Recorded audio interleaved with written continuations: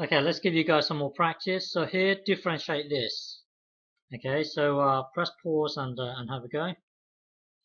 Okay, so to differentiate this, take the natural log of both sides, so that will then give you this. So now you can visualize it as one thing. So here you are actually, you see up here, you can't up here, you can't really take this over to here, because what's happening at the moment is you've got this thing to the power of this thing here. That's what you've got at the moment. So you can't just simply move this down here. Only when you only when you take the natural log of both sides, then you can do it. Now you can take this thing over to here. Without the natural log here, you can't simply just move this down here. You have to have that log right here in order to move it down. Okay, so from here, take the natural log of both sides. That will then give you this. So now once you're here, this can then move down to here. Okay, so that will then give you, oh yeah, sorry, yeah, that's right. So when you move this down to here, this thing here will be, you see this bubble here will be this here, and then this log here will be this log here, and then this log here will be this log here. Yeah, so it does make sense. So there should be 1, 2, 3 logs. So 1, 2, 3. Okay. So yeah.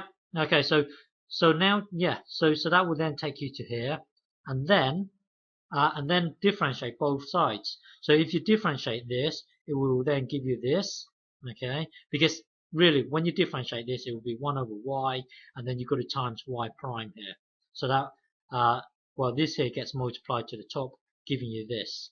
Okay. And then here you've got to visualize it as one block multiplying with another block here. So you've got to use the product rule here. So the product rule, differentiate this, leave this the same. So when you differentiate this, it will give you this, leaving this the same. That's this being the same. And then the product rule, you leave this the same. That's this the same here, and then you differentiate this. So when you differentiate this, imagine this as being a bubble here. So that will be 1 over the bubble, and then you've got to times with the derivative of the bubble itself.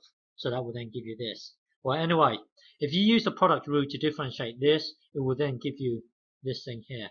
Okay, and then tidy up. So this gets multiplied to the top, and then this will cancel out with this, leaving you with just this. Okay, and then this here gets multiplied to the top, giving you this. And then merge the two fractions together.